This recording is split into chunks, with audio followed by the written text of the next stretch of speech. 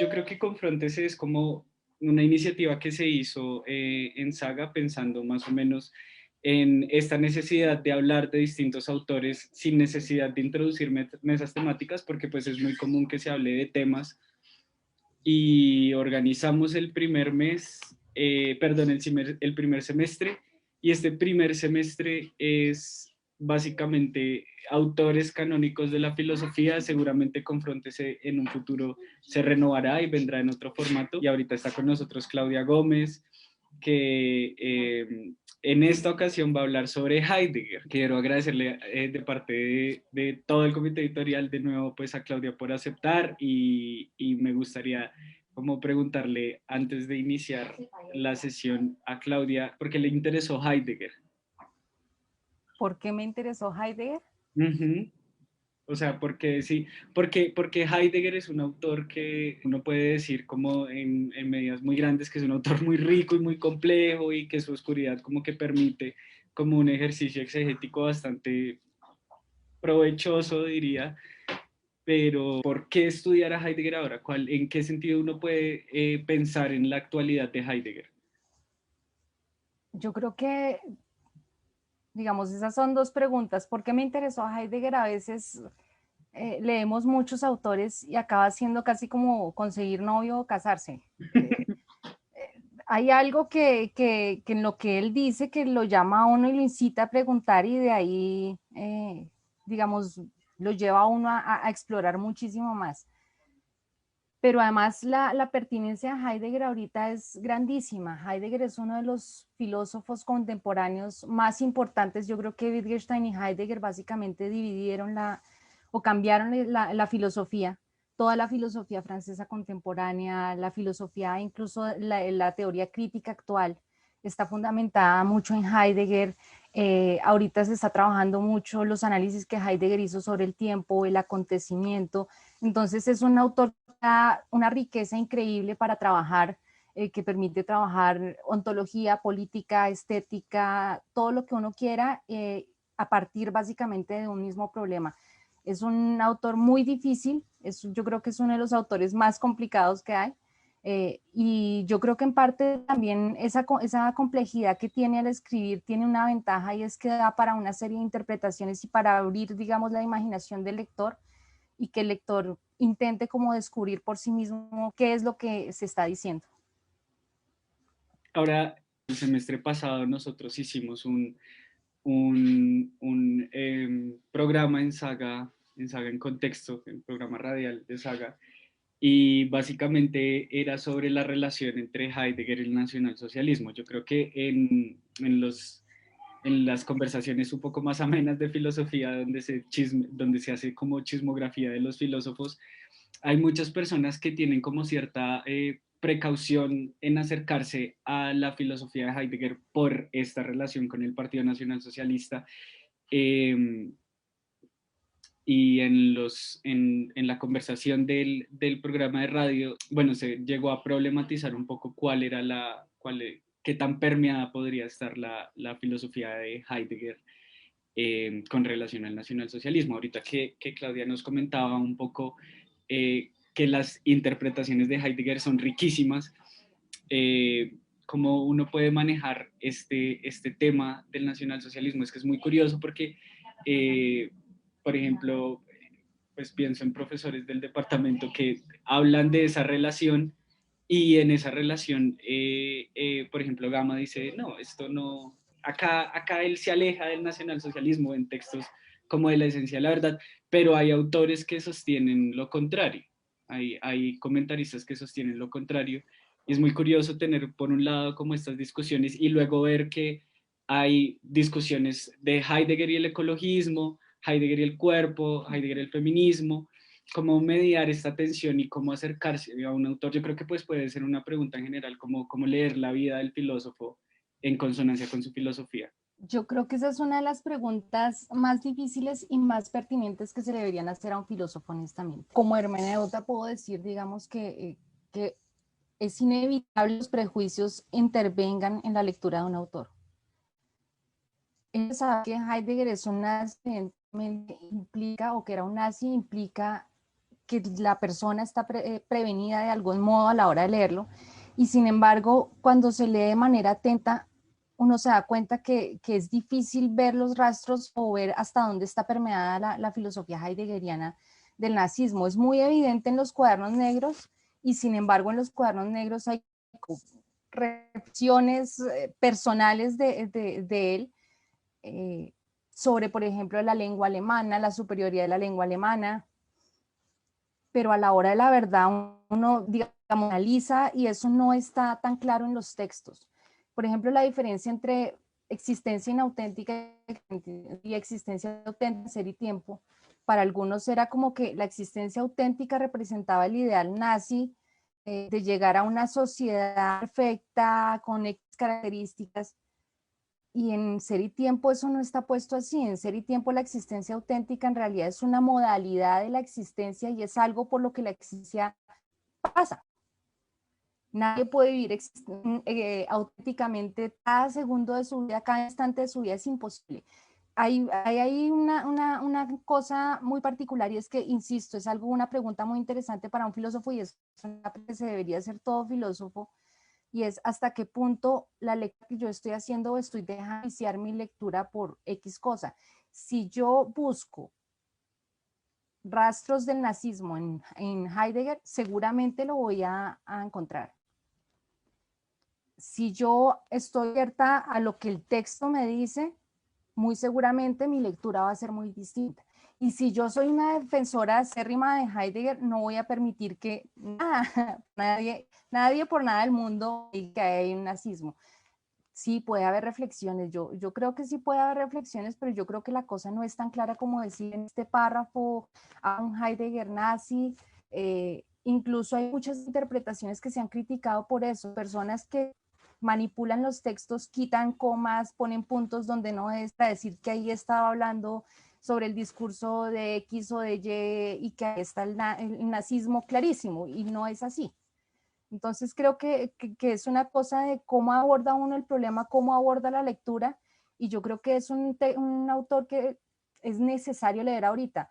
Por ejemplo, tú te referías al tema del cuerpo, al tema de la animalidad, las reflexiones del último Heidegger sobre el salto del pensar, básicamente invitan a un abandono del antropocentrismo y a pensar una relación distinta con la naturaleza y con la animalidad, y a dejar de pensar todo en función del hombre, y a mí me parece que esa es una reflexión que es supremamente necesaria en el momento en el que estamos viviendo.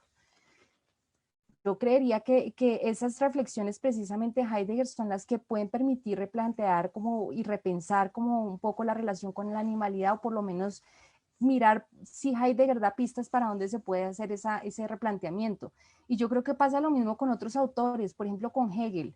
Hegel es muy criticado, en especial por el feminismo, entonces Hegel es el coco, y Hegel es un autor básicamente que desprecia a las mujeres, y resulta que si uno se pone a mirar, una mujer como Judith Butler hace su tesis de doctorado en base al joven Hegel, y esa es la base del feminismo de Judith Butler. Entonces uno no puede precisamente estar cerrado a lo que los textos le dicen, sino que precisamente hay que intentar abrirse y a partir de los autores generar preguntas que le hablen a uno en el momento en el que está uno y en el tiempo que está viviendo uno, y precisamente pues el trabajo filosófico y el trabajo de interpretación que tenemos que hacer. Sí, pues en últimas yo creo que se trata como de contextualizar y corporizar, como, sí, saberse inmerso en una época. Yo creo que sin más preámbulos podemos iniciar con la sesión. Bueno, primero que todo, pues sí, darles las gracias a Saga, a Joseph. Me parece que este es un espacio muy bonito y muy necesario, en especial porque, a diferencia de otros espacios que se generan en el departamento, es un espacio que está ambientado para todo tipo de público, no necesariamente un público especializado, sino que puede ser un público más neófito o más, o que tiene conocimientos autores, y en esa medida pues es un trabajo indispensable y es un trabajo que abre muchísimas puertas y muchísimas reflexiones. Sin más preámbulo, entonces, pues básicamente decidí como hablarles un poco sobre la pregunta por el sentido del ser. Básicamente, el problema es que el problema que tiene Heidegger como filósofo es que es un filósofo muy bueno, escribió muchísimo, y tiene muchísimas reflexiones sobre la naturaleza, sobre la verdad, sobre lo bello, sobre el arte, sobre el lenguaje, sobre el habitar, sobre una cantidad de temas, y sin embargo, todas esas reflexiones están encadenadas a una misma problemática.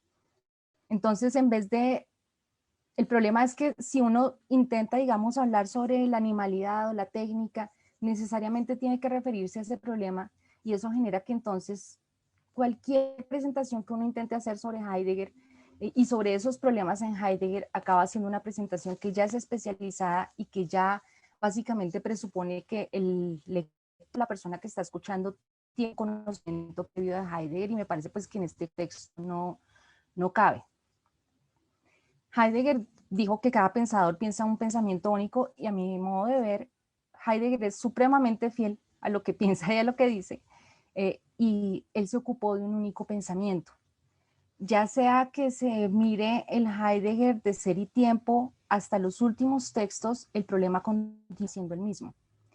Más aún, en el periodo de la hermenéutica de la facticidad, que es el periodo del Heidegger, y que Heidegger está intentando como en hacer un análisis fenomenológico de la vida fáctica, aún así, digamos, a pesar de que no hay un abordaje como tal de la pregunta por el ser, al mismo tiempo, todo este trabajo que le hace en la hermenéutica de la facticidad básicamente va a servir de fundamento para el trabajo que se va a realizar en Ser y Tiempo mucho más adelante. Ser y Tiempo y el periodo del Ser y Tiempo básicamente es un primer abordaje a la pregunta por el sentido del ser, y ya después los textos sobre la verdad, sobre el Ereignis y sobre el Egnis, básicamente lo que hacen es explorar otras facetas o mirar de otra manera el mismo problema. Esto genera entonces que, para hablarles de Heidegger y para introducir un poco a Heidegger, pues en lugar de pensar un problema pequeñito, pues se tiene que entender básicamente qué es lo que Heidegger pregunta y cuál es la pregunta que ocupa Heidegger. Entonces, es así que si Heidegger pregunta, por ejemplo, ¿por quién es el ser humano? ¿Por quién es el Dasein? Básicamente por la constitución ontológica del Dasein, esa pregunta va a estar referida a la pregunta por el ser. Si pregunta por el círculo hermenéutico, la comprensión y la interpretación, va a estar referido a la pregunta por el ser.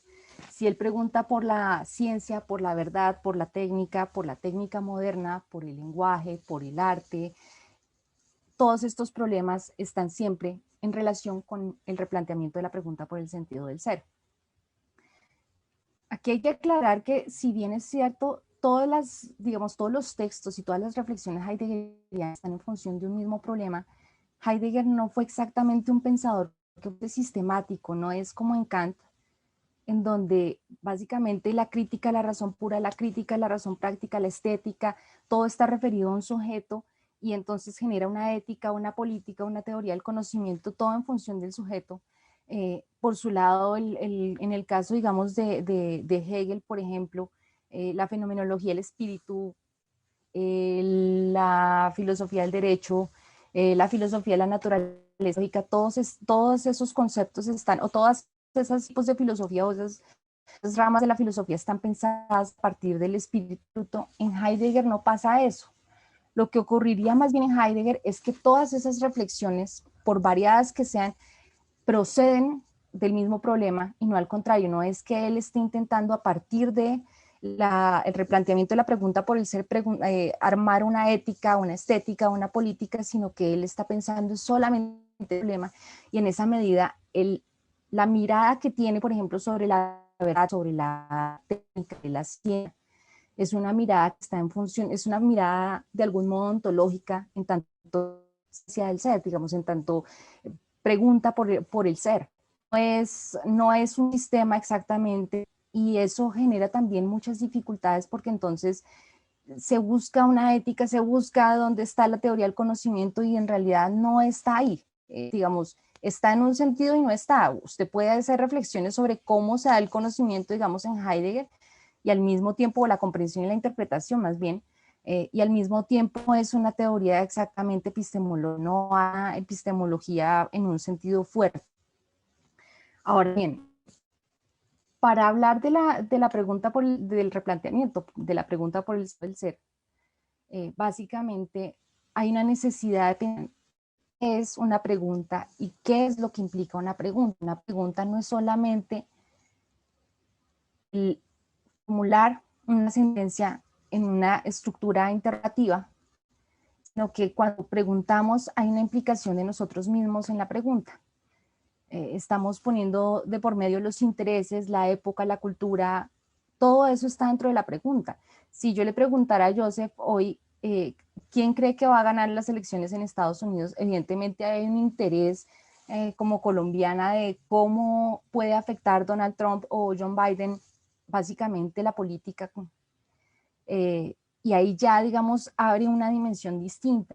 No se trata como en el caso de la filosofía moderna, de pensar que el sujeto puede distanciarse del sujeto, la pregunta, sino que básicamente el sujeto está implicado en la pregunta.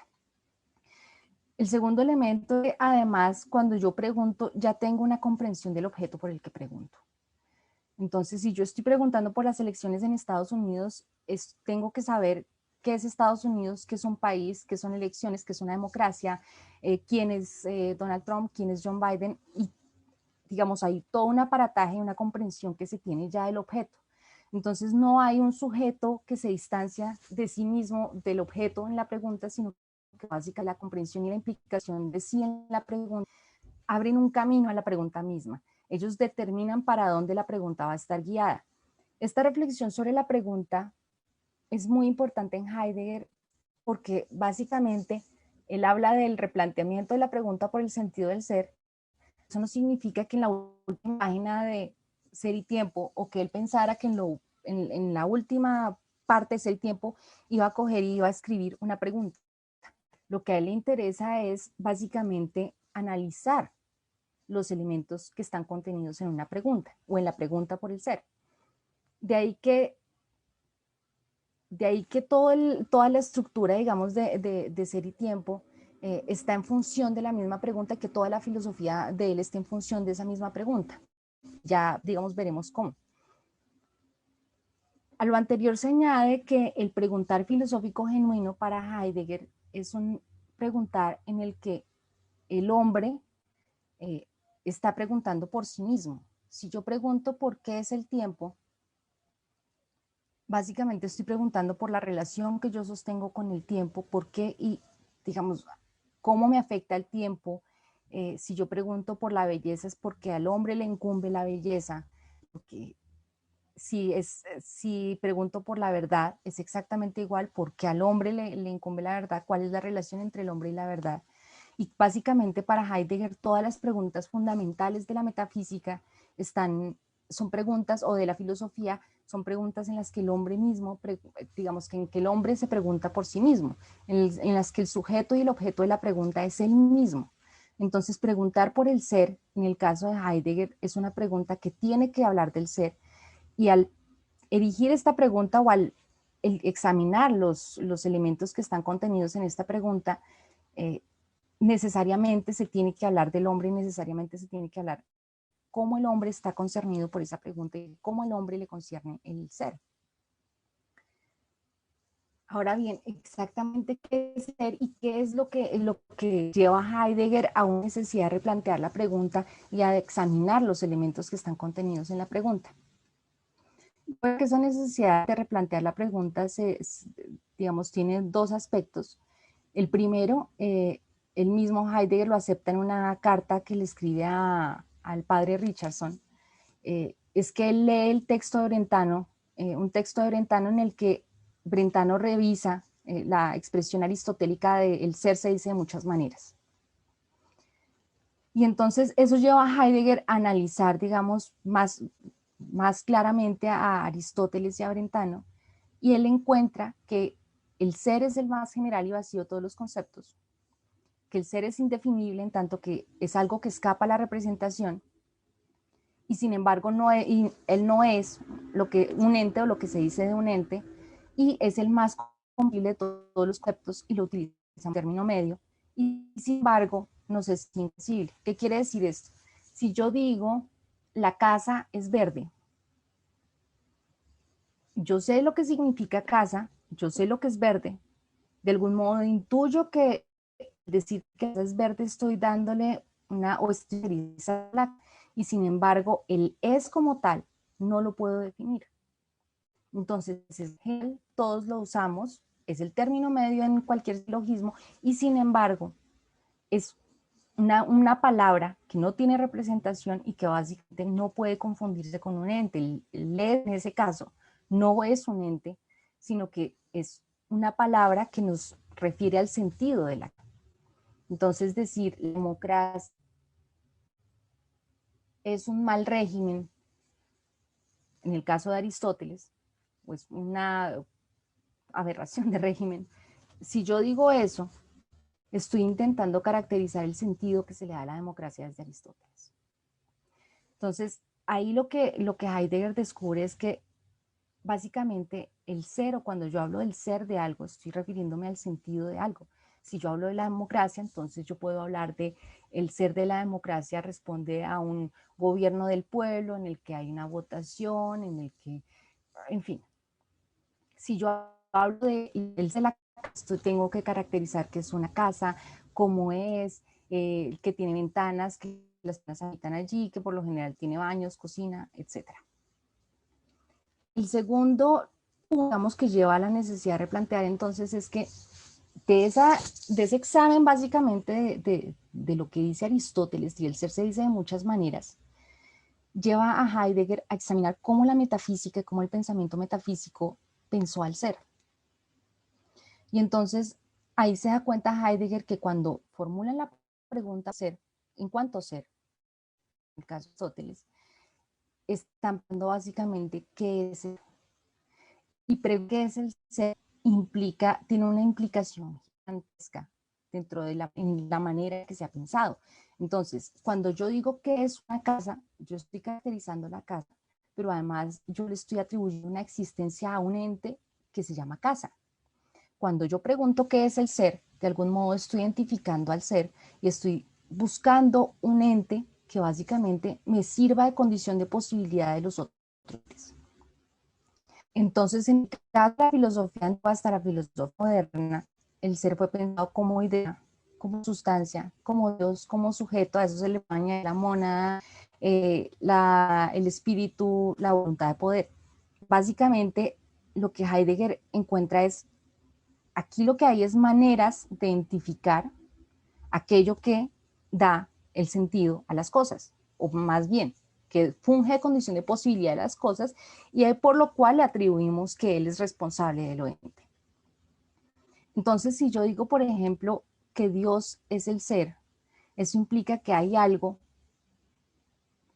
que crea lo ente y eso es el ser. Si yo digo que el sujeto es lo ente, como en el caso de Kant, entonces eso implica que hay un sujeto y que la representación que el sujeto tiene de lo ente depende de una serie de facultades que tiene el sujeto y entonces por eso es que la casa se me presenta como casa. Para Heidegger esta es una interpretación errónea que precisamente deriva de una confusión muy básica entre el ser y el ente. Entonces el ser fue pensado como un ente y entonces cuando la metafísica pregunta por qué es el ser, acaba preguntando por un ente, más entre los otros entes, que básicamente crea el resto. Cuando en la primera necesidad se había revelado era que el ser incumbe más bien al sentido. Cuando yo pregunto por el ser de la casa, estoy preguntando es por el sentido de la casa, por el sentido de la palabra como tal. Si yo pregunto por la democracia, estoy preguntando es por el sentido. Eso genera entonces que haga una crítica física y que diga, no, un momento, una cosa es el ser, otra cosa es lo ente. Entonces, el problema de toda la metafísica, el problema de que no se haya podido determinar qué es el ser, o más bien, que no se haya podido determinar el ser, o que no se haya podido pensar genuinamente al ser, más bien, es precisamente la fusión entre ser y ente, o lo que llama Heidegger la diferencia onticontológica, la diferencia entre ser y ente. Esta manera de pensar la metafísica, que tiene la metafísica de pensar el ser, lo que llevó fue básicamente a buscar un ente, pero además ese ente, examinar cómo se distinguía el ente. Heidegger descubrió que ese ente ha sido caracterizado como una presencia, como siempre presente o como eternidad.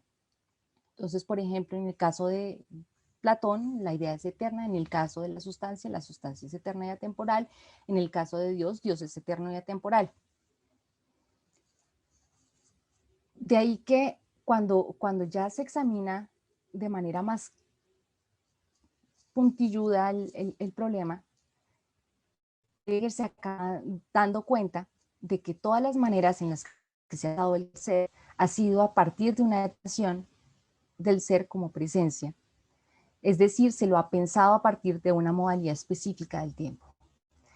Y el problema de eso es que, entre otras cosas, se tiene que preguntar entonces qué es el tiempo para poder determinar cuál es la relación que subsiste entre el ser y el tiempo.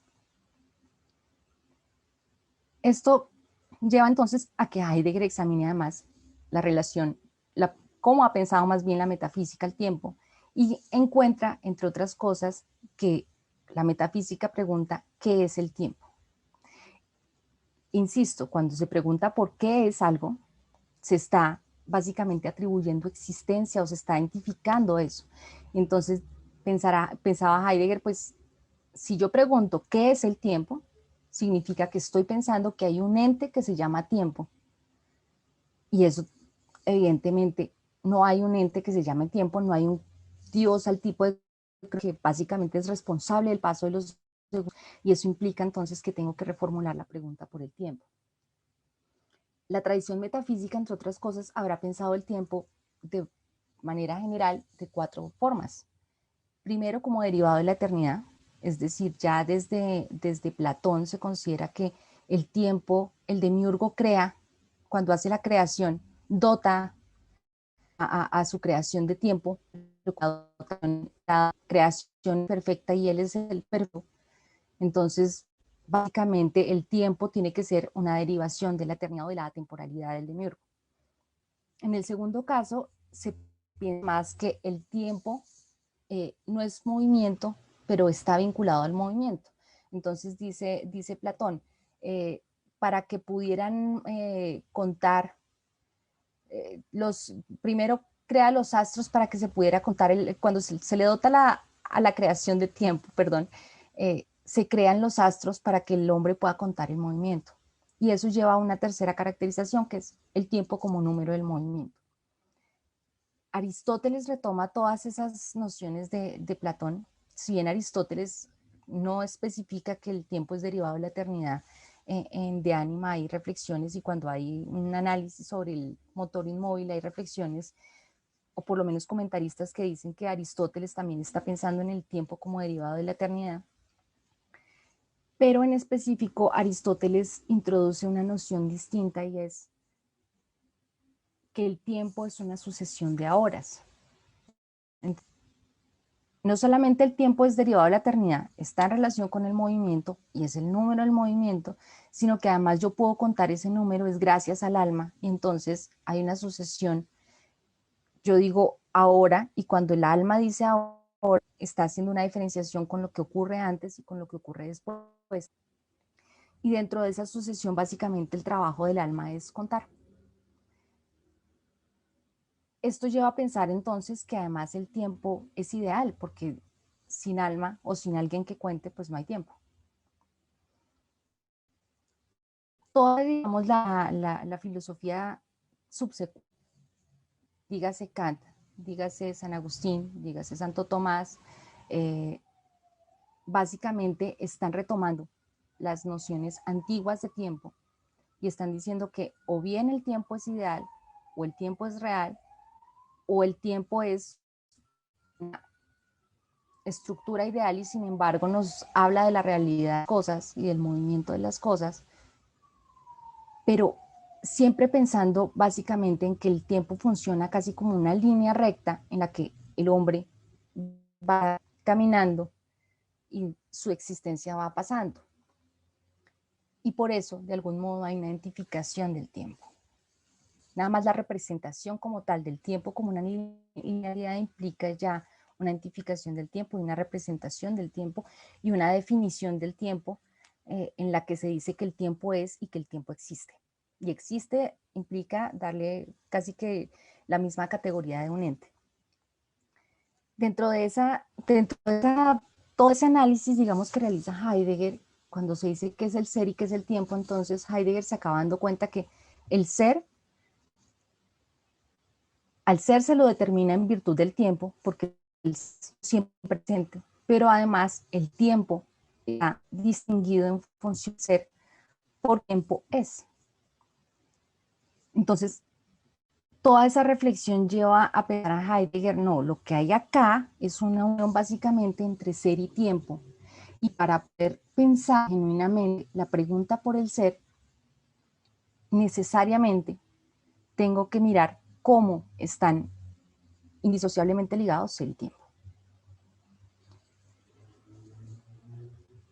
Y entonces ahí ya empieza a abrirse un panorama distinto. Ya se dijo, el ser no es un ente, sino que el ser refiere al sentido de las cosas. Pero además ese sentido ha sido pensado en relación en función del tiempo. Eso lleva a que Heidegger básicamente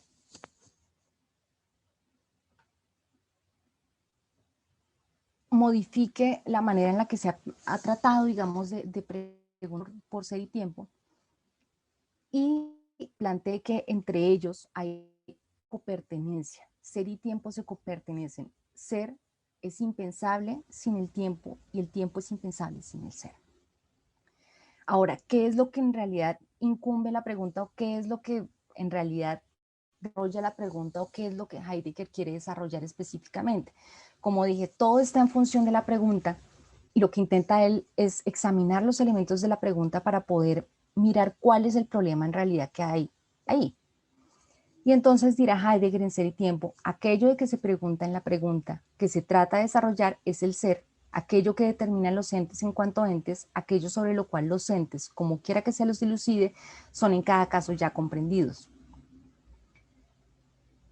Cuando yo pregunto por la casa, o pregunto por la democracia, o pregunto por o pregunto por la verdad, o pregunto por la realidad, estoy parado en un horizonte temporal específico. La pregunta, por ejemplo, por el antropocentrismo hubiera sido una pregunta irrelevante para un moderno, para una persona en la época, por ejemplo, de Descartes, porque básicamente para Descartes todo está en función del hombre y entonces problematizar el antropocentrismo no tendría ningún sentido. No hay, digamos, en todo ese horizonte temporal, no habría un sentido que le permitiera preguntar o criticar el antropocentrismo. Exactamente lo mismo pasa con todo. Básicamente lo que intenta buscar o lo que intenta comprender Heidegger es el ser, es decir, el sentido, y que el sentido en realidad depende o está intrínsecamente ligado con el horizonte temporal de la persona que pregunta. Entonces, la pregunta por el ser de una cosa siempre dependerá del horizonte temporal en el que se encuentra. Si yo quiero saber el ser de la casa, dependo de, de estar imbuido de tradición, que en el que además básicamente la palabra casa una relevancia tenga, un sentido exista, algo como una casa. Y eso es lo que se conoce como el problema de la copertenencia entre ser y tiempo y lo que Heidegger busca con el replanteamiento de la pregunta por el sentido del ser. Ahora bien, no es tan, el problema es que no, el problema es que el problema no es simple. Esto implica que se tiene de algún modo que comprender el tiempo, comprender y comprender cómo se da sentido. Esto lleva básicamente a dos vías gigantescas en la filosofía heideggeriana. La primera vía es la analítica existenciaria, lo que se conoce como tiempo o el concepto de tiempo. Son textos en los que para responder o para examinar la pregunta por la copertenencia entre ser y tiempo, Heidegger decide que si hay un ente en específico, tiene una comprensión del ser, se tiene que examinar ese ente y se tiene que determinar ontológicamente ese ente, es decir, comprender el ser de ese ente para poder responder la pregunta por el ser. Esta vía básicamente está pensada en el ser humano y cómo el ser humano tiene una comprensión del ser común y además cómo la existencia del humano es determinada por la relación que tiene con el ser. Cuando una persona está en una calle y va cruzando la calle, hay un semáforo de peatones y ve el semáforo e inmediatamente está en rojo para peatones, entonces se detiene. Cuando el semáforo cambia de color, el señor cruza la calle. Todas las maneras en las que el ser humano se relaciona con lo ente, incluso lleva a cabo sus tareas cotidianas, tienen una relación con el sentido. Y esa relación con el sentido, esa comprensión que se tiene del ser, que el ser humano tiene del ser, no necesariamente es una comprensión tematizada. Un niño mete la mano en el enchufe de la corriente y después de que le pasa el primer corrientazo no lo vuelve a hacer y él no necesita saber qué es la mecánica, qué es la electricidad o por qué la electricidad lo afecta, simple y sencillamente ya lo sabe. El peatón ve el semáforo e inmediatamente sabe que se tiene que detener.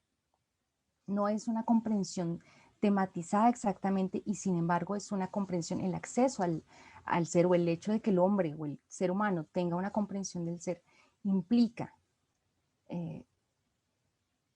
no, revela que toda la existencia, todas las posibilidades, todas las maneras en las que el ser humano se relaciona con lo ente, con los demás, consigo mismo, están o son indisociables de la comprensión que el ser humano tiene del ser. Los estados anímicos, la comprensión, la interpretación, la manera en la que empleamos los entes intramundanos, todo, el levantarnos a cierta hora, el no levantarnos, todas las posibilidades que están abiertas para el ser humano están indisociablemente ligadas al sentido. De ahí que la analítica existenciaria se enfoque en intentar comprender quién es el ser humano. La pregunta por el ser del ser humano en realidad no es la pregunta por qué es el ser humano, sino por quién es el ser humano.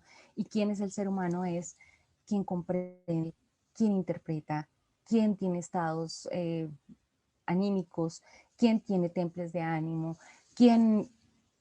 Y en todo ese aparataje lo que acaba viendo Heidegger es que quién es el ser humano o el ser del ser humano es que él es cuidado, cuida de sí mismo, de las cosas y de los otros.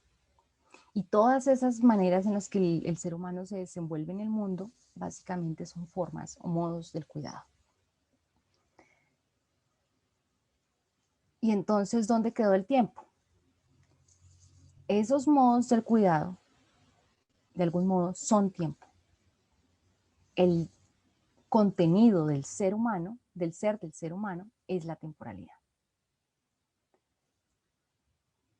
Y entonces, ¿cómo pensar el tiempo siquiera? O cómo así que entonces el contenido de mi ser es la temporalidad. Quien yo soy es quien he sido, básicamente, para ponerlo en estos términos.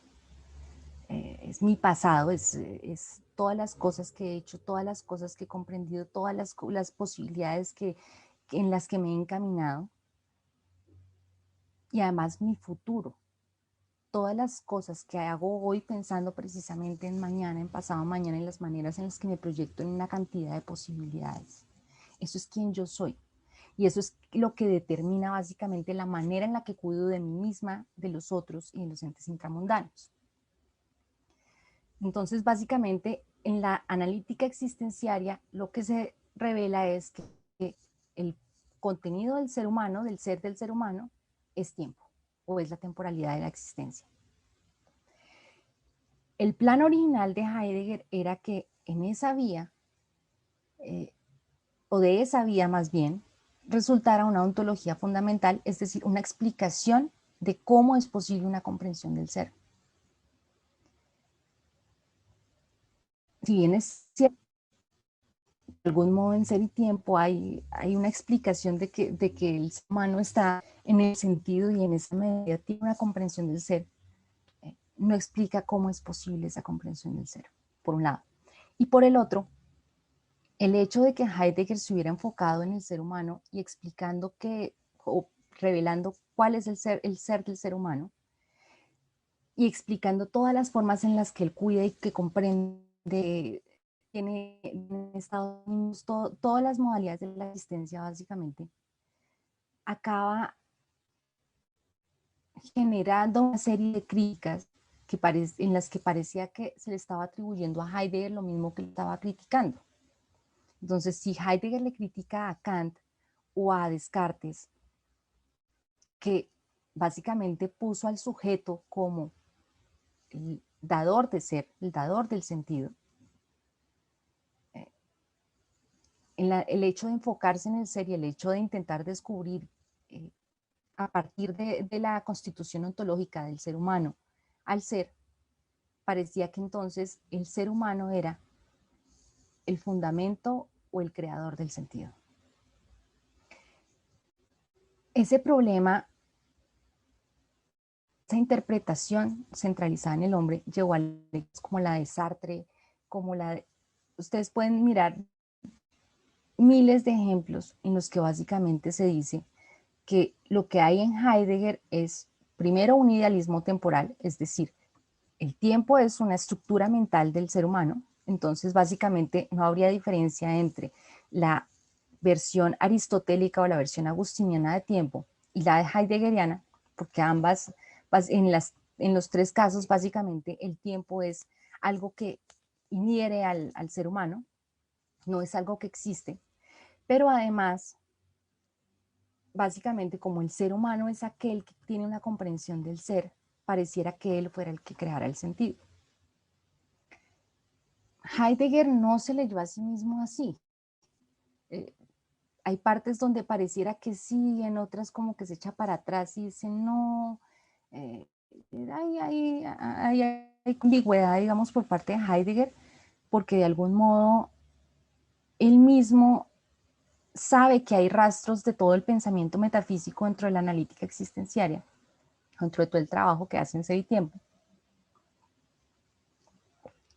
Pero a la vez, él dice que él tenía claro que el fundamento del ser, si el fundamento del ser no era el ser humano, porque esto implicaba entonces que el ser es un ente que genera el sentido, que genera el hombre, pero el tiempo tampoco.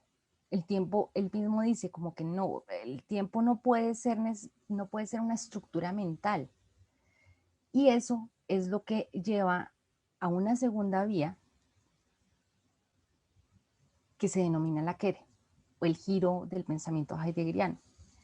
Si bien es cierto que Heidegger mismo acepta que hay como rastros del pensamiento metafísico dentro de toda la analítica existenciaria, insisto, él nunca quiso proponer que el ser de lo ente se fundara en el hombre, ni que el tiempo se fundara en el hombre.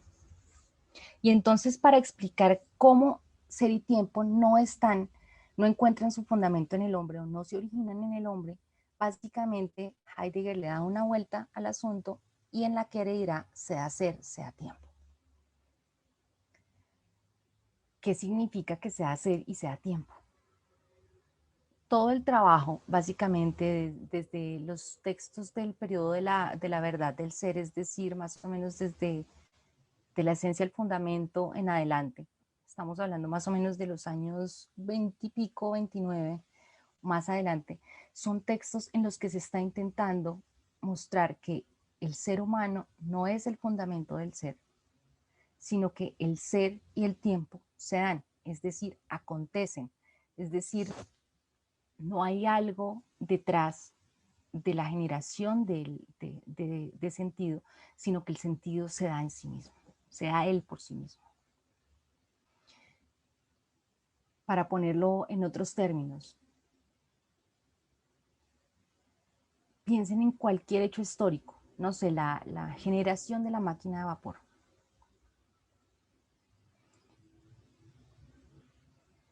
Alguien crea la máquina de vapor, no importa quién.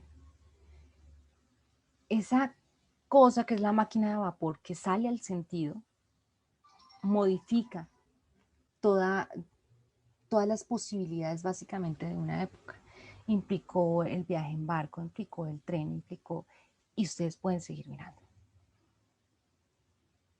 Que el señor creó la máquina de vapor, tenía la intención de crear una máquina de vapor, es decir, tenía la intención de crear un aparato que modificara todo el sentido de una época. No. De hecho, para Heidegger, el hecho de que el Señor cree la máquina de vapor no es el resultado de un sujeto que con ciertos aparatos crea, sino que básicamente es eso que hay ahí, digamos, el conocimiento que el Señor tenía en la mecánica, en la matemática, en las herramientas que utilizó, básicamente le mostraron, o lo llevaron a la creación de la máquina de vapor. Por ponerlo de otra manera, el inventor no crea al modo de un Dios loente, sino que básicamente loente le muestra al ser humano sus posibilidades. Y esto básicamente viene, en algún momento Miguel Ángel, cuando al hacer la piedad, preguntaron que cómo había hecho la piedad y cómo se le había ocurrido. Y entonces Miguel Ángel dijo, no, yo cuando voy a crear una obra de arte, cuando yo creé la piedad, me paré frente al mármol, y el mármol me indicó que era lo que yo tenía que escarbar. El trabajo en este caso de Miguel Ángel, él lo veía como un escarbar en el mármol, la imagen que ya estaba en el mármol, y él solamente tenía que ayudarla a salir. Todo el trabajo básicamente de la Quere va a ser mostrar cómo el sentido se da, pero además el sentido no se da por sí solo, sino que es que con el sentido se abre el tiempo, se abre la época. Entonces la máquina de vapor, la máquina de escribir, toda la técnica moderna, básicamente todas esas cosas que surgieron, lo que hicieron fue abrir o generar un sentido y abrir el sentido para el ser humano, y al mismo tiempo generaron la época, es decir, abrieron el ser humano y las posibilidades de toda una serie de generaciones gracias a eso que se dio. La época para Heidegger es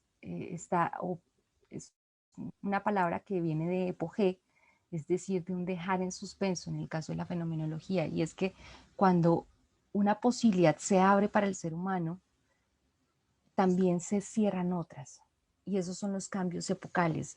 De algún modo, la época al abrirse, la modernidad deja muchísimas cosas atrás y al mismo tiempo cierra otras posibilidades, pero abre otras, y así.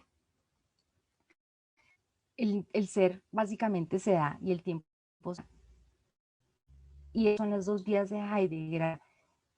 La pregunta entonces es si hay una relación o no entre esas dos vías, pues ahí encontrarán básicamente interpretaciones distintas.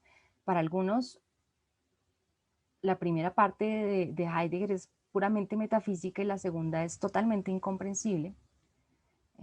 El lenguaje que está intentando emplear Heidegger, y por eso es que es difícil explicarlo, digamos, de manera simple, de manera que sea fácilmente comprensible, porque como no hay un algo que da ser y da tiempo, sino que el ser se da a sí mismo y el tiempo se dan a sí mismos, el lenguaje es supremamente complicado. Y ese segundo Heidegger entonces le hace a sus comentaristas como un poco comprensible. La segunda interpretación es que sí hay una metafísica, pero esa metafísica es superada en la Quere. Y tercera vía, que básicamente, de interpretación, que básicamente lo que dirá es que la temporalidad de la existencia y la temporalidad que está puesta en la Kere son maneras de ver el tiempo. Una básicamente está examinando cómo el ser humano experimenta el tiempo en su propia existencia. Y en el caso de la Kere se estará mirando es cómo el tiempo es el darse del acontecer de nuestro ámbito histórico. Y ambas cosas en esa lectura no son aparentemente disímiles, sino que se pueden relacionar. Si logran relacionarlo o no, es otra historia. Pero al menos, digamos, pareciera que fueran dos maneras de ver el problema. En lo personal, yo creo que sí se puede hacer una relación. Yo creo que el hecho de que el ser humano esté siempre en el sentido y el hecho de que el ser humano tenga una experiencia del tiempo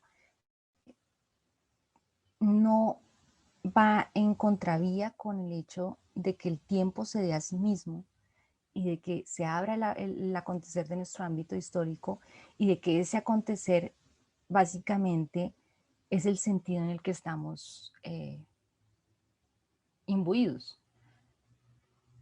Para ponerlo de otra manera, yo tengo posibilidades, pero esas posibilidades que tiene mi existencia son posibilidades que están dadas por una época. Y entonces las elecciones que yo realizo en la vida cotidiana son ya elecciones que de algún modo me ha dado la época.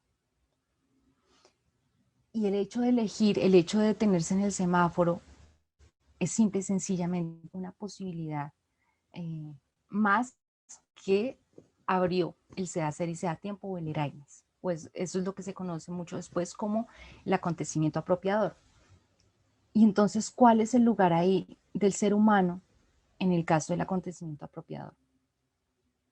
Y ya no es, ya no hay una explicación de la existencia en la que de cómo la existencia en la cotidianidad se mueve en el sentido, sino que lo que intentará mostrar Heidegger es que el ser humano se apropia del sentido y hace el sentido como suyo. Y es en virtud de esa apropiación del sentido que el ser humano cree que es quien genera el sentido y quien genera las cosas y quien crea las cosas. Ahora bien, toda esa reflexión que realiza Heidegger intentando mostrar cómo ser y tiempo se copertenecen, cómo yo para poder siquiera intentar pensar al ser, tengo que pensar al tiempo y cómo para pensar tengo que pensar al ser necesariamente. Pero además que ellos dos también se copertenecen con el ser humano. Genera, como dije al inicio, que todas las reflexiones que está haciendo Heidegger estén en función de ese problema. Aunque no lo parece. Entonces, si yo quiero hablar de ciencia, por ejemplo, para hablar de ciencia, hablar de las maneras en las que la ciencia ha pensado o para hablar de las maneras en las que la filosofía ha desarrollado y ha pensado los problemas básicos y fundamentales, tengo necesariamente que referirme al sentido y a la época. Descartes no pensó en el sujeto o Kant no pensó en el tiempo como una estructura ideal y en el espacio como... Él pensó eso en función de una época básicamente que ya consideraba el tiempo así. De algún modo la época es la que abre las posibilidades de la existencia y lo que hace Kant y lo que hace en este caso Descartes es apropiarse de esa época, comprender e interpretar y abrir todo un campo específico en donde básicamente el ser se considera el sujeto, pero además en donde ese sujeto es quien crea, quien ve, quien representa, quien piensa, quien es bueno, quien toma decisiones, etc. La pregunta por la verdad es distinta y es que si el sentido se da a sí mismo, la verdad no es algo, la verdad no es algo de lo que pueda disponer el ser humano a voluntad, sino la verdad es en realidad ese darse del sentido. La técnica es muy particular, la noción de técnica heideggeriana, y es que la técnica, así como la ciencia y la poiesis, básicamente son maneras en las que el sentido se dan para el ser humano. Entonces, el ejercicio que hace, por ejemplo, un carpintero al crear una mesa. Nosotros tenemos la tendencia modernos de pensar que hay un sujeto que coge la madera y que básicamente le da a la madera cualquier forma que se le pegue la gana. Pero si el carpintero le da a la madera cualquier forma, o mejor dicho, el carpintero puede crear cualquier forma con la madera y sin embargo, esa forma no necesariamente es una mesa o no necesariamente es una biblioteca. Si el carpintero quiere hacer una mesa, tiene que hacer cierta forma y esa forma no la crea el carpintero. Es el mismo caso, y este es el mismo caso precisamente que el caso de Miguel Ángel. El carpintero no crea al modo de un dios, sino que lo que él está haciendo es ayudar al sentido a salir. En el caso de la técnica moderna, y ya hay un análisis, digamos, de la técnica moderna, que es muy interesante y que de algún modo nos sirve muchísimo. Lo que Heidegger está intentando mostrar es que esa creencia de que hay un sujeto que genera lo ente, no solamente es errónea, sino que además le da está relacionada con una manera en la que el sujeto se ve a sí mismo, pero además que trae unos peligros gigantescos para el ser humano, y esos peligros básicamente están en relación a que él se cree el amo y dominador de la tierra, y que lo ente deja de ser una cosa con un sentido específico y pasa a ser una cantidad de existencias que están allá y que yo puedo usar a voluntad, como las existencias de una tienda. Yo puedo pensar en las existencias actuales de Falabella y solamente pienso en una cantidad de entes ahí indiferenciados. Ni siquiera me interesa el sentido que tienen esos entes, ni siquiera me interesa para qué sirven, pero están ahí. Y yo puedo ir en cualquier momento a comprarlos. La preocupación de Heidegger es que esa manera de ver básicamente lo ente que se da en la modernidad es peligrosa, porque entonces le quita un sentido a lo ente y le quita y le da un poder falso al ser humano que puede generar una devastación. Y los textos de Heidegger son muy chistosos porque él estaba muy preocupado por la bomba atómica y por la energía nuclear. Y, y para nosotros es un poco ridículo. Algunas de esas reflexiones son un poco chistosas, son un poco ridículas, honestamente, pero al mismo tiempo ya cuando las vemos el día de hoy con el calentamiento global, con todo lo que está pasando, el fracking, el intento de los políticos colombianos de pasar una cantidad de normas que precisamente van a dañar el medio ambiente y que ese daño al medio ambiente puede generar el daño a la vida de muchos ecosistemas, incluso del ser humano mismo, deja de ser tanta. Esa idea, digamos, de un sujeto que domina toda la naturaleza y que está por encima de todo lo que existe, es peligrosa.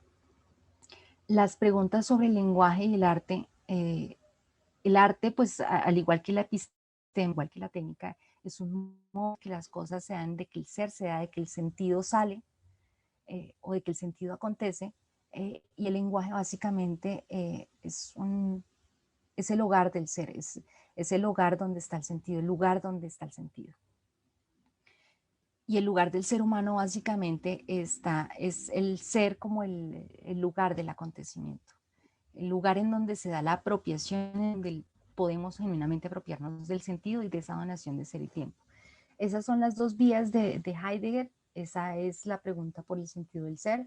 Entiendo que no es un problema fácil y honestamente explicarlo pues no es tan fácil tampoco, en especial en un corto tiempo, pero espero que por lo menos los haya motivado a pensar en el sentido, en el tiempo y en cómo el tiempo y el sentido básicamente están involucrados en cada aspecto de la existencia del hombre y en cada aspecto de nuestra época. Gracias. Excelente presentación, Claudia. Bueno, Lo, yo creo que no presenté a Claudia. Claudia es ya doctora, casi doctora, ya está a punto de culminar su doctorado en la Universidad Nacional. Y Claudia ha dado cursos de Heidegger en la universidad. Yo estuve en alguno de esos, no pude estar todo el curso porque tuve como hay unas cosas, pero ese no es el punto. El punto es que quiero agradecerle a Claudia porque dio una manera, es que explicar a Heidegger es difícil y lo hizo de una manera muy grácil. Yo creo que entonces podríamos leer algunas preguntas del público. Yo vi una, pero si ustedes quieren, por favor dejen sus preguntas y yo las leo. Entonces creo que pues mientras las otras personas hacen sus preguntas, iniciemos con la pregunta de Felipe Botero Quintana. Él nos dice, el ejemplo de Miguel Ángel y el bloque de mármol me hace preguntarme acerca de si el sentido impone cierta dirección, si hay una especie de predestinación en esa idea que se podría relacionar con el origen protestante de Heidegger y su pasión por Lutero. ¿Tú ves ese tipo de sentido ya dado de alguna forma, que de alguna forma precluye la idea existencialista que el Dasein determina el sentido mediante su existencia? Empecemos por la primera pregunta. Sí, sí, no hay otra manera de decirlo. No solamente por el tema de Lutero. Yo no lo dije, digamos, intenté ponerlo como de manera muy general, pues insisto, era una manera como de introducir a Heidegger para un neófito, eh, pero, pero tanto en Ser y Tiempo como en los textos de Laquere hay una noción muy fuerte de destino. Destino, y el que se hable de destino no quiere decir que hay un determinismo en Heidegger, ¿no? Lo que quiere decir es que el acontecimiento en modo guía o abre ciertas posibilidades. Y sí, yo creo que aquello que se le presenta a Miguel de algún modo lo encamina, pero también Miguel Ángel tiene la opción de decir, pues no, o puede, y esa es una de las cosas que a mí me parece muy bonita en Heidegger. La época básicamente abre las posibilidades al ser humano y abre el destino del ser humano y las épocas acaban siendo destinaciones, por eso es que Heidegger utiliza el término destino, porque son destinaciones, son envíos, las épocas en realidad son envíos del ser o donaciones del ser. Eh, y claro, esas donaciones determinan quién yo soy. Yo no puedo decir que yo hubiera podido ser astronauta, por ejemplo. O de pronto sí, pues si tuviera otras condiciones, tampoco es que me hubiera interesado porque me dan miedo las alturas, pero digamos que de algún modo las posibilidades que yo tengo, que mi existencia tiene, digamos, están relacionadas con la facticidad, con el dónde vivo, quién soy, con una cantidad de cosas, con la cultura y con la época. Y claro, en esa medida el desocultamiento, si al ver Miguel Ángel el mármol, ve cierta imagen y lo que hace es ayudarla, pues de algún modo el acontecimiento mismo pues lo está guiando. La manera en la que yo estoy intentando explicar eso ahorita es que de algún modo quien decide no es el ser humano, sino el ser. Y suena muy chistoso porque decir que él decide además pues lo lleva a uno a pensar como de manera metafísica. Y es que de algún modo la decisión se impone sobre el ser humano. Entonces hay un ejemplo de un pragmatista, que no recuerdo, en el que hay un señor en las vías del tren, y este ejemplo no es mío, este ejemplo se lo robé a Luis Eduardo Gama, y Luis Eduardo Gama se lo robó al pragmatista. Alguien cae a las vías del tren y básicamente una persona inmediatamente se arroja, salva a esta persona y sube otra vez a la plataforma e inmediatamente detrás de ellos pasa el tren. Y entonces ahí queda como la duda de, bueno, no hay un pensar representativo, metafísico, calculador como el de la época de la técnica. El señor no se pone a pensar, bueno, no, si tengo 30 segundos, entonces salto y entonces en tantos segundos subo a la señora, porque pues si lo hace, pasa el tren y lo espicha o la señora se muere o el señor básicamente no hace nada. Eso que se presenta es lo que va a la acción. Y yo diría que de algún modo eso que se presenta y que lleva a la acción revela quién yo soy. ¿Por qué? Porque en la plataforma no estoy solo, sino que básicamente 10 personas que ven el mismo acontecimiento y sin embargo solamente una se arroja jalar a la persona que cae. Ahí queda, digamos, ese ejemplo me parece supremamente bonito porque es que, y hay una sobre el heroísmo en el último Heidegger, que precisamente intentan mostrar que el héroe no es alguien dueño de sí totalmente, sino que el dueño, el héroe es aquel que se deja llevar por las decisiones del ser, por aquello que ocurre en el mundo. Me parece supremamente bonito y esa es una manera, digamos, de ver el asunto que es como llamativo y que modifica muchísimo la manera en la que uno ve a Heidegger y que ve el destino en Heidegger.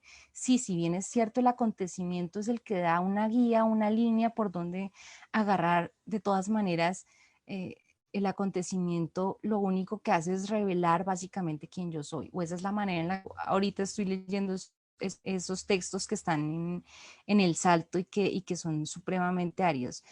Y la segunda pregunta, la segunda parte de la pregunta, ¿recuerdas, Joseph? Porfa, que no anoté. Sí, voy a leer la segunda parte. Dice, ¿tú ves este tipo de sentido ya dado que de alguna forma precluye la idea existencialista que el Dasein determina el sentido mediante su existencia? No, y yo creo precisamente por eso hablé al final de, digamos, de las maneras en las que se ha interpretado, porque esa diferencia, digamos, interpretar que hay una posibilidad de leer las dos versiones de Heidegger como unidas o como separadas, eh,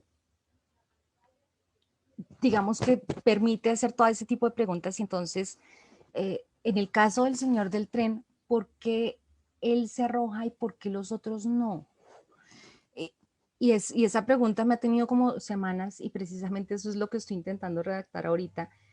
Eh, y yo creo que la respuesta a esa pregunta está en la analítica existenciaria. Y está en la analítica existenciaria en la medida en que en la analítica básicamente se explica que el ser humano, quien yo soy, se revela en la decisión. Aparentemente en la analítica esa decisión la toma un sujeto, o bueno, no un sujeto, porque el Dasein no es un sujeto, la toma alguien, eh, pero tampoco es algo que yo racionalizo, que yo contabilizo, que no es algo que yo predigo y entonces no, pues entonces voy a, no sé, voy a elegir qué posgrado y en qué universidad lo voy a hacer o qué postdoc voy a hacer y entonces se me abre este.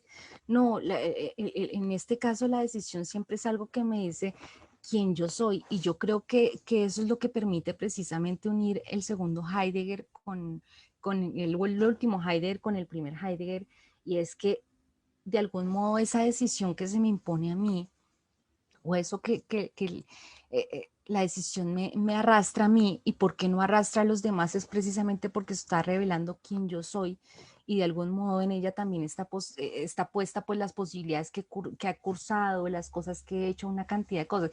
Yo, por ejemplo, soy supremamente gallina, eh, y dudo mucho que si alguien se cae a los rieles del tren, yo sea la que se lance.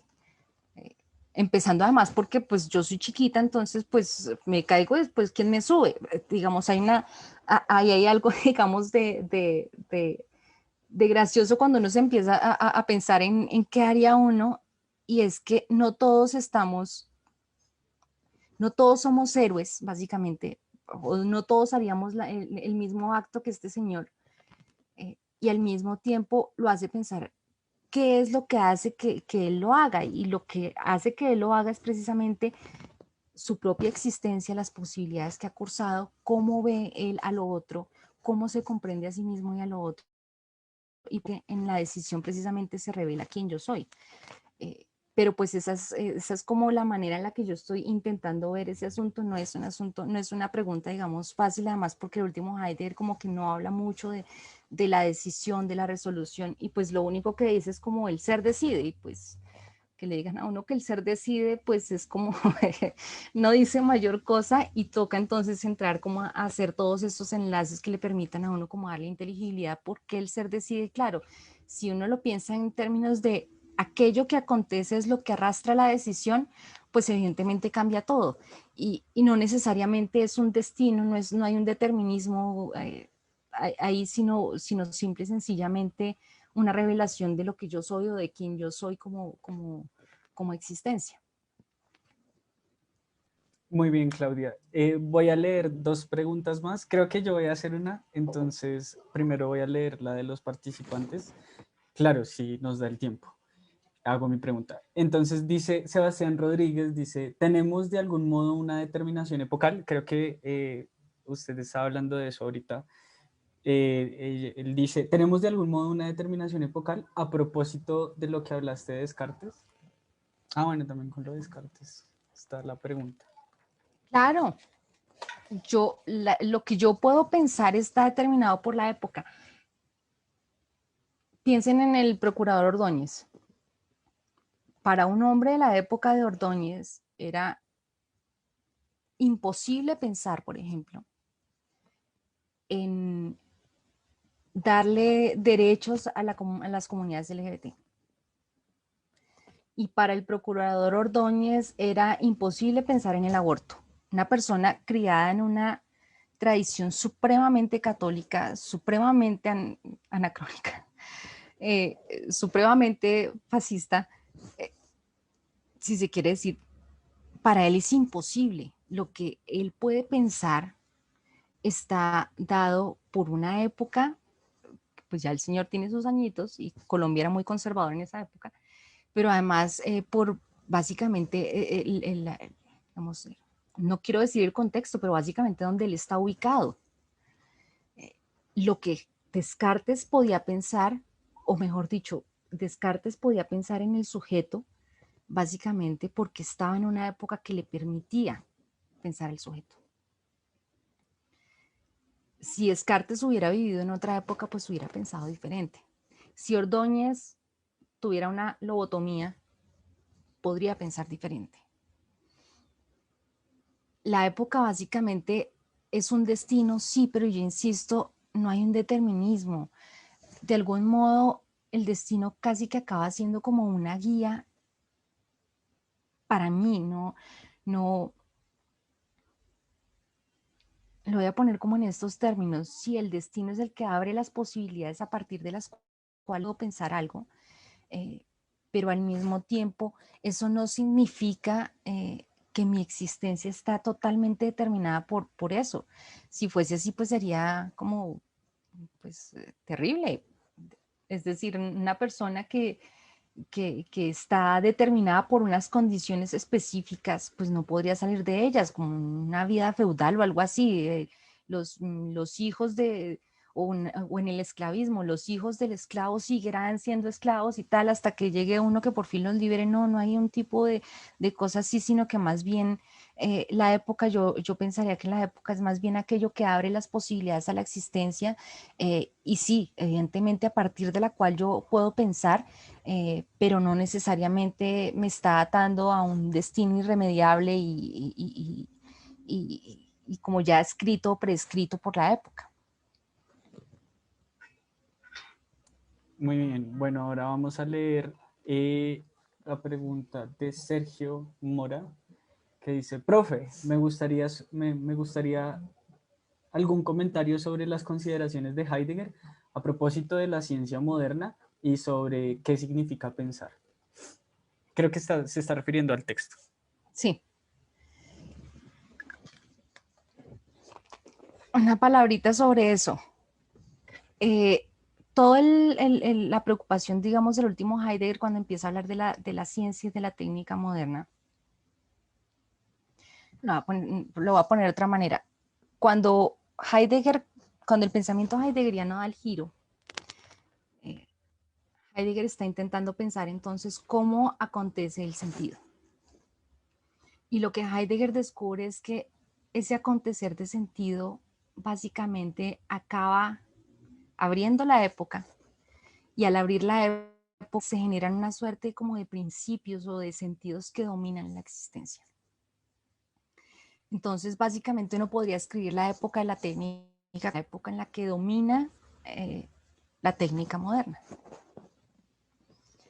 Y todo el análisis, digamos, de qué significa pensar, todo el análisis de la pregunta por la técnica, todo este examen que hace Heidegger en ese periodo, está intentando es precisamente mostrar cómo la técnica moderna devino al principio regente de la existencia, para ponerlo en esos términos.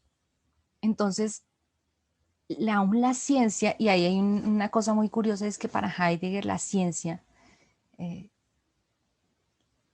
no es la que crea la técnica moderna, sino que la técnica moderna, el desocultamiento de la técnica moderna, o esa manera de pensar técnico, es el que instaura la ciencia moderna. Y entonces, ese examen, digamos, de la ciencia y de la época, lo que va a llevar a Heidegger es a mostrar cómo en esa época de la técnica moderna, el pensar acaba siendo un pensar totalmente representativo, calculador, todas las características que Heidegger le da a la técnica, pero además que está fundado en la representación, y el problema es que el pensar al fundarse en la representación acaba limitado a solamente realizar una descripción. Entonces, por ejemplo, en el caso, digamos, del salto, Heidegger describe, hay una reflexión en la que Heidegger dice que el pensar genuino entonces es el pensar que pregunta por la verdad del ser o por las maneras en las que el ser ha acontecido. Entonces uno dice, bueno, el pensar genuino es el de él que piensa en las distintas maneras en las que o las distintas épocas de la metafísica, ok. Y entonces inmediatamente después dice Heidegger, no es historiografía, porque la historiografía es el modo de pensar inauténtico, representativo, en el que todo lo que ocurre se puede organizar en una serie de eventos. Y entonces lo que le interesará a la historiografía es pensar cómo X evento está relacionado con y qué se deriva de qué, pero no piensa más allá de esa relación causal casi.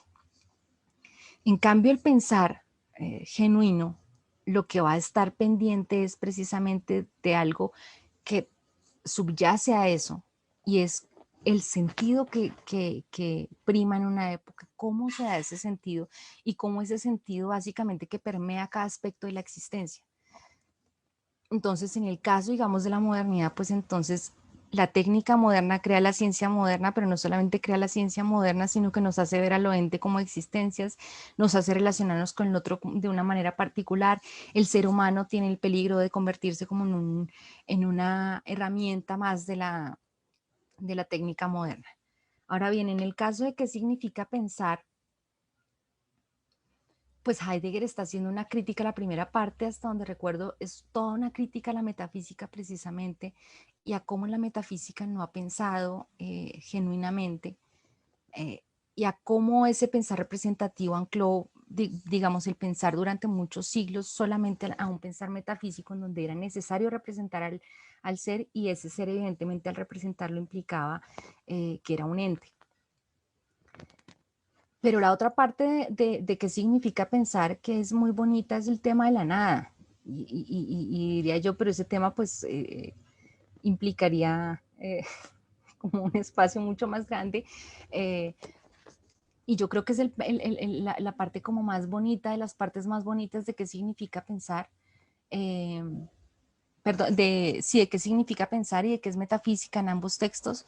Y es el pensar el tema de la nada y el pensar el tema de la Stimmung, de los templos anímicos, y cómo cuando pensamos o nuestro pensar está siempre llevado por un temple anímico. Me parece una reflexión muy bonita, pero pues yo diría, digamos, que en términos generales ahí lo que se está jugando en esos textos, la pregunta por la técnica, qué es metafísica, qué significa pensar, incluso Caminos del Bosque,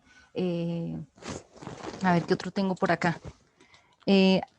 Arte y poesía, los textos del Salto, Meditaciones, las Beiträge, las para una filosofía del acontecimiento, todos estos textos están básicamente pensando el mismo problema, y es como esa distancia entre el pensar representativo de la metafísica y el pensar genuino, que sería el pensar, digamos, que puede salirse de la representatividad o de la representación.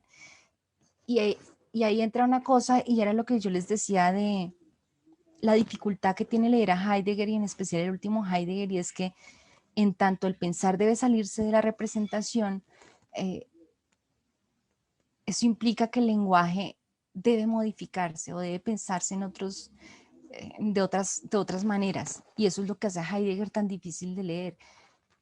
Por ejemplo, esa expresión decir sea ser o sea tiempo, pero no puedo decir que el ser es, o que el ser es el acontecer, o que el ser es la época, o que el ser es la época, o que el tiempo es la época, o que el tiempo es el acontecer. Yo no puedo decir es. Y esas modificaciones del lenguaje, ese intento por salir de la representatividad, precisamente es lo que hace que los textos heideggerianos sean, en especial los de Lacan, sean supremamente pesados y supremamente difíciles de leer. Creo que vamos a hacer unas dos últimas preguntas quizá. Sí nos da el tiempo. Nos dice Navin González, puedo afirmar desde la óptica heideggeriana que existe una misma naturaleza, esencia, entre ser y tiempo. Sí, no.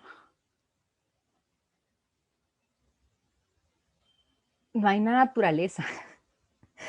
Porque si hubiese una naturaleza precisamente, y volviendo al tema del lenguaje en Heidegger, si yo pensara en una posibilidad de la naturaleza para el ser o el tiempo, esto implicaría identificar el ser y el tiempo y darle una caracterización y definir de manera radical a ser y tiempo. Y ser y tiempo no se pueden definir, no son conceptos. Ahora, entiendo para dónde va tu pregunta y es si de algún modo yo puedo equiparar a ser y a tiempo. Están indisociablemente ligados y sí, de algún modo ambos se dan.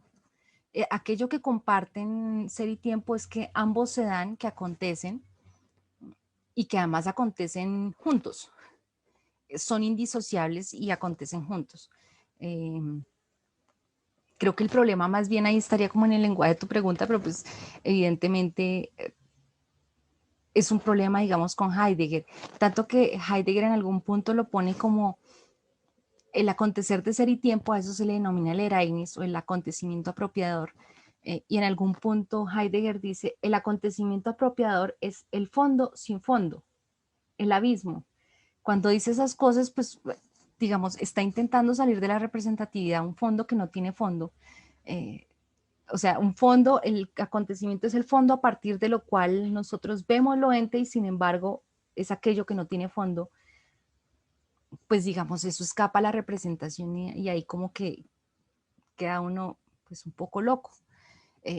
Pero es en ese intento precisamente de no dar una representación y lo mismo pasa, digamos, con el hablar de una naturaleza similar entre ambos. Y sin embargo, sí la hay de algún modo, en tanto ambos se dan, ambos acontecen y además acontecen, digamos, de manera conjunta. Entonces, en esa medida uno podría decir que, claro, ser y tiempo de todas maneras están relacionados y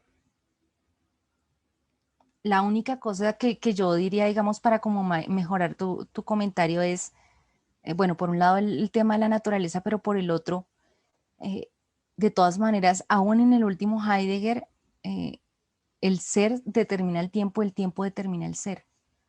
Es decir, el ser, el sentido, eh, se despliega en el tiempo y y a la vez el tiempo es ese despliegue del ser. Entonces no es solamente que tengan no es solamente que tengan rasgos comunes y el hecho de que ambos se den, sino que uno está determinado por el otro y viceversa. Podríamos finalizar. Yo tengo una pequeña pregunta que no, pues quizá pueda ser un poco como muy evidente o algo así, pero bueno, nosotros sabemos que Heidegger no se ocupó de hacer una ética. En Ser y Tiempo, cuando habla del coestar, él dice que no es un asunto de él y luego dice que la ética es metafísica y como que no se preocupa mucho de ese asunto de la ética como tal. Sin embargo, todo lo que habla Heidegger es como que compete directamente a la existencia y acá podemos hablar, por ejemplo, de la esencia de la verdad, que tú hablabas de la idea de dejar ser al ente, y de que la libertad es verdad y la verdad es libertad, o sea, la verdad como pues esto de cómo el sentido se da. Y yo me preguntaba si uno puede articular una vida heideggeriana, o sea, si uno puede vivir heideggerianamente.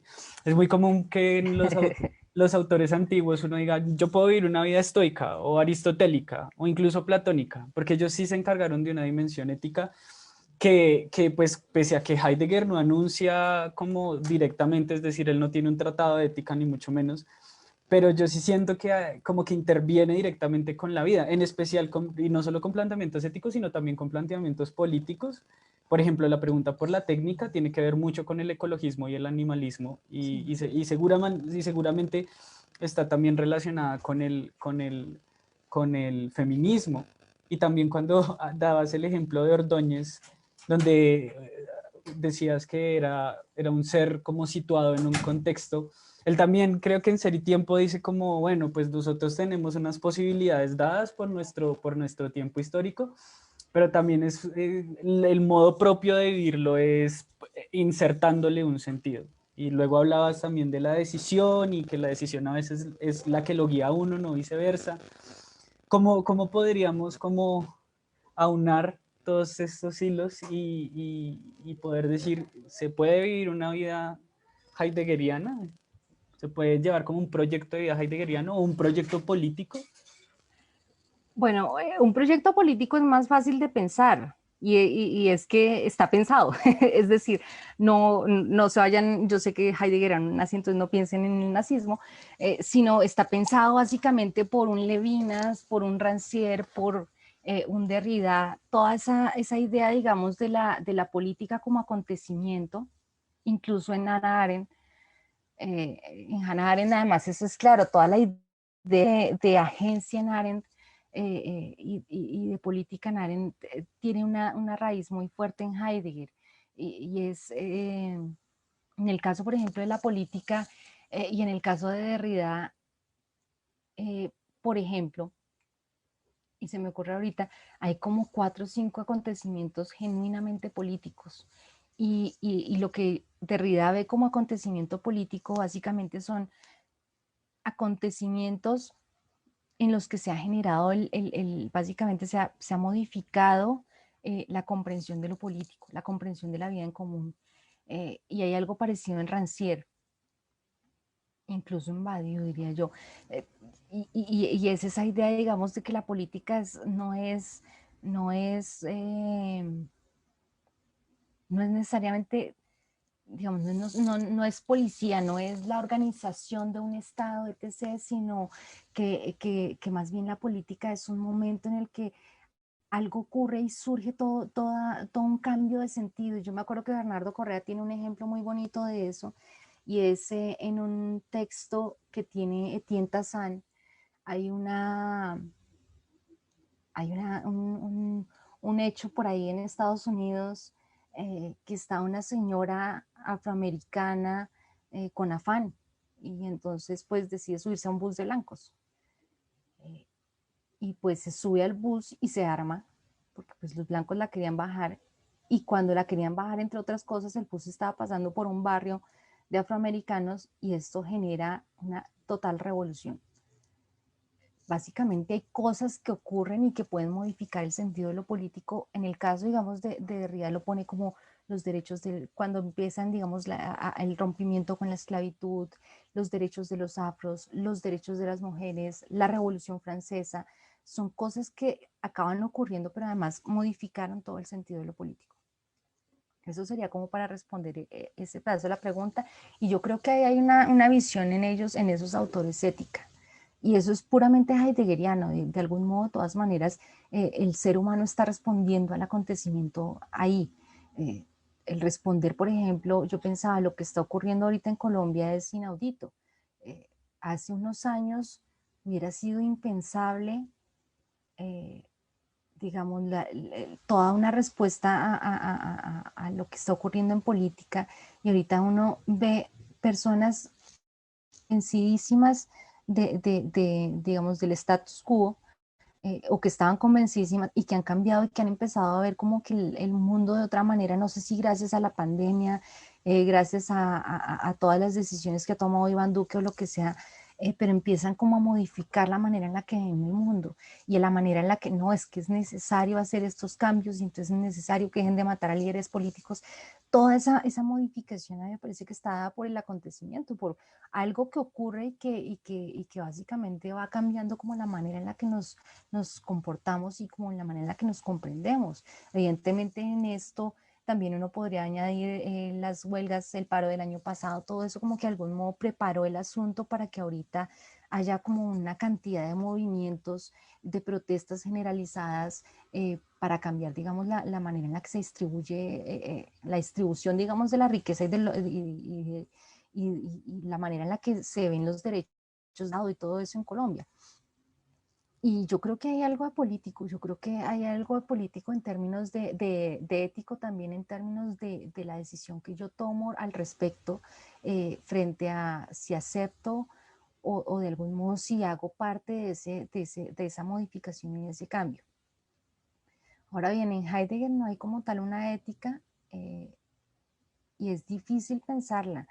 Yo en estos días, como estoy trabajando el tema de la decisión ahorita y estoy intentando escribir eso, eh, cuando Heidegger habla del héroe en el salto hay una cosa muy particular y es que Heidegger habla en ese texto casi que en el lenguaje de las virtudes aristotélicas. Y tú precisamente dijiste, hay un modo de vivir aristotélico. Y yo pensaba era en el frónimos. El frónimos, digamos, está en ese texto Heidegger retoma todo el lenguaje de las virtudes aristotélicas, pero además habla de la decisión y cómo el ser humano no toma la decisión, sino que la decisión básicamente que el ser la toma por él o algo así. Eh, y yo creo que no es gratuito el lenguaje de las virtudes aristotélicas. Yo creo que hay una idea muy fuerte de que de algún modo, así como el frónimos aristotélico, la persona, ¿cómo se dice?, virtuosa aristotélica, para ponerlo de algún modo, no se enseña. Recuerden que en la ética Nicómaco, Aristóteles es muy claro, usted no le puede enseñar cuál es el término medio entre la virtud y el vicio, ¿no? Entonces, entre los dos excesos, perdón, entonces el temerario y el valiente, y entonces el temerario, el valiente y el asustadizo, entonces el término medio es el valiente, entonces no hay un profesor que a usted le diga, usted siempre tiene que coger por acá y este es el término medio, entonces usted siempre va a estar como siempre va a ser el valiente y no va a ser el temerario ni el asustadizo, sino que básicamente el frónimos es en la decisión en la que cuando, digamos, el frónimos aprende a ser frónimos, aprende a ser virtuoso o es virtuoso es cuando actúa, cuando actúa, es decir, cuando decide, cuando, cuando,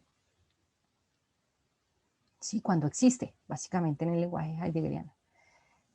Yo creería que aquí hay algo parecido y por eso le decía yo a Felipe antes, yo creo que hay una cosa muy particular y es que precisamente en tanto la decisión básicamente, si la decisión la pudiéramos tomar todos, pues todos podríamos ser inventores o todos podríamos ser artistas o todos podríamos ser poetas o todos podríamos ser héroes o todos podríamos...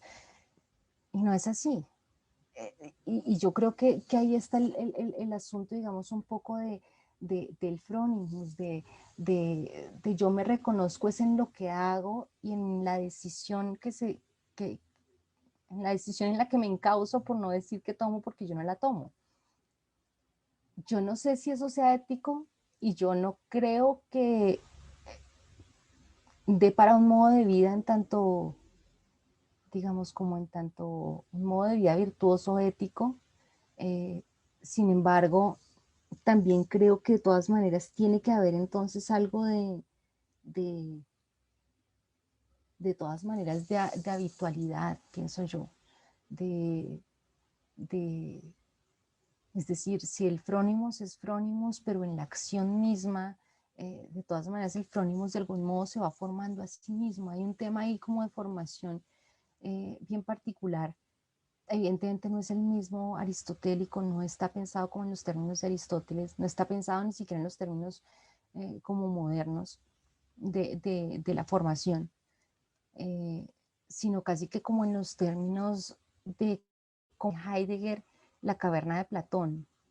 Y es que cuando Heidegger lee la caverna de Platón hay un pedacito ahí donde mete el tema de la formación y dice, bueno, pero es que quien sale de la caverna tiene que adaptarse a la luz y después tiene que volver, pero es que el que se adapta, digamos, a lo que se ve cuando sale de la caverna y no se asusta y no se devuelve asustado porque cree que eso es irreal, sino que básicamente se va adaptando y va aceptando que esa es la realidad, es la necesidad de la formación, dice Heidegger.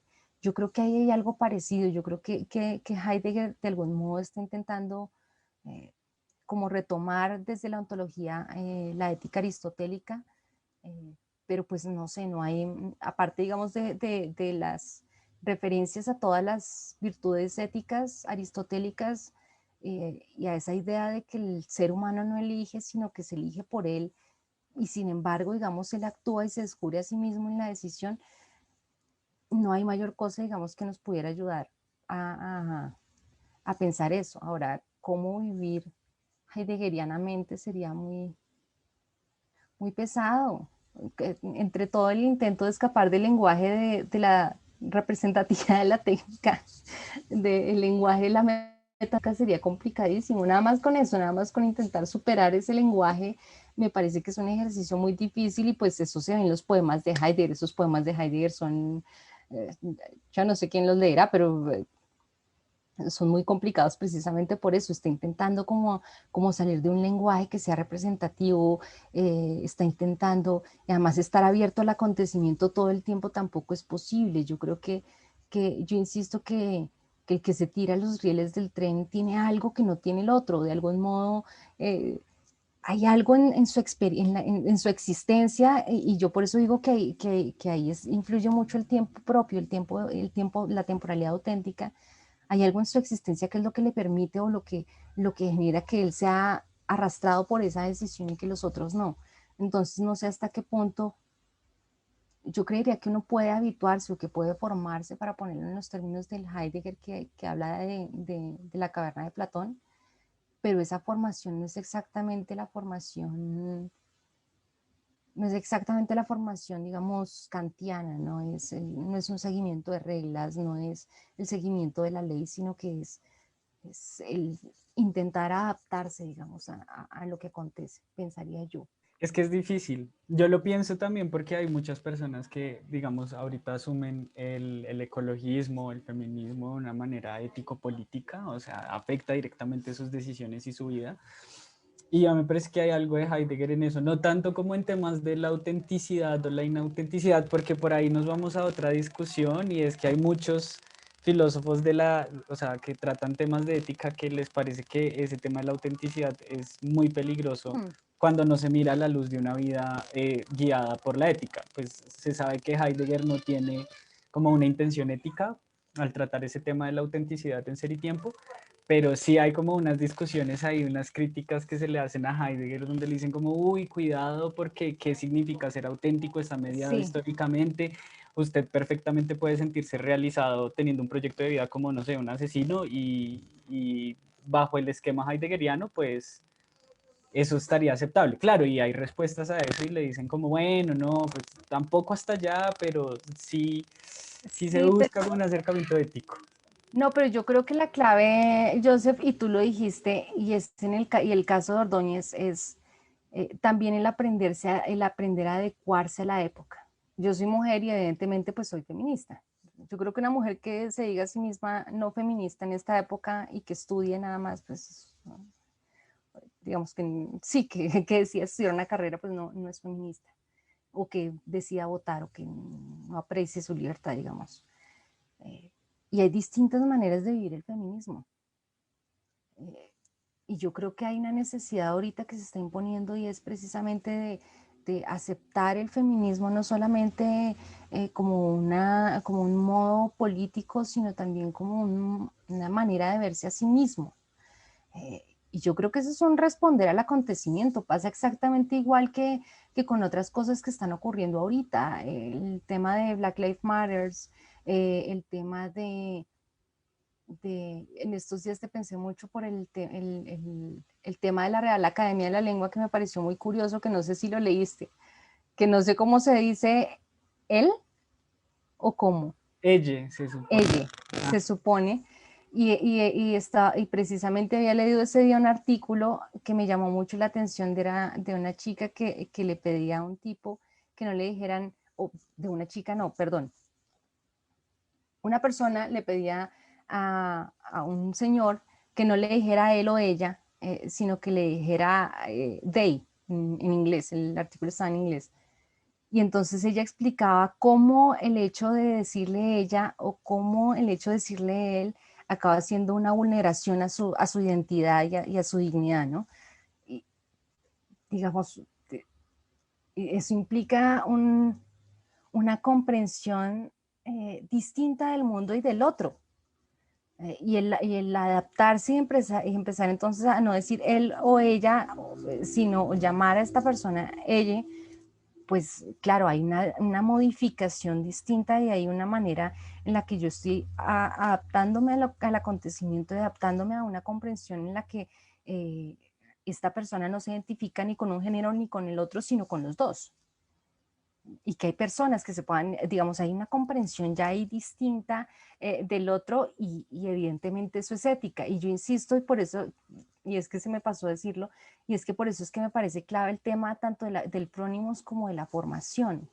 Y es que de todas maneras, quien está cerrado, a, quien está tan ensimismado en los presupuestos de una época, para esa persona debe ser una aberración pensar en otro artículo. Así de sencillo.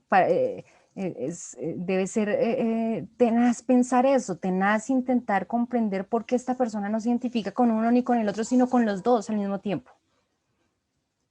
Y eso implica también tener como un ojo atento y aprender a tener un ojo atento, y por eso yo digo que ahí el tema podría estar en Platón y podría estar en la lectura que Heidegger hace de Platón, de que no todas las personas se adaptan al acontecimiento, no todas las personas se adaptan a salir de la caverna, y eso acaba siendo casi que una tarea de aprendizaje y de formación en la que una vez yo me puedo adaptar a volver a salir y a volver a salir y a volver a salir, y hay algo de eso, ¿no? Sí, para una época total, eso es impensable, pero para otra, para la nuestra, básicamente, que como que está expuesta a tantas cosas y a tantas resignificaciones de sentido, es muchísimo más fácil entender que ahora tenemos que usar un tercer artículo. Bueno, es dejar ser alente. Es dejar ser aliento. Ahí podríamos también hablar de cuál es el rango de actividad y pasividad en el sujeto que deja ser alente, pero ya quiero agradecerle por esta maravillosa exposición, fue muy buena. Quiero agradecerle a la gente que nos acompañó desde un inicio o que nos acompañó durante un tiempo y que preguntó. Se los agradezco bastante, y de parte del comité editorial, pues nada, darle las gracias a Claudia. Gracias a ti, gracias a la revista por invitarme, y ojalá me sigan invitando.